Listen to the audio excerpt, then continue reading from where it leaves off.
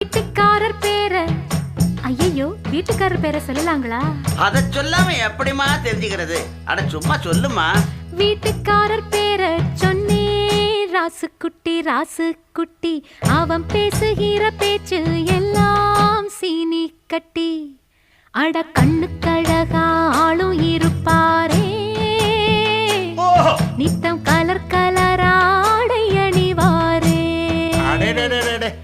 இப்போ எந்த திசையில் எங்க இருக்கு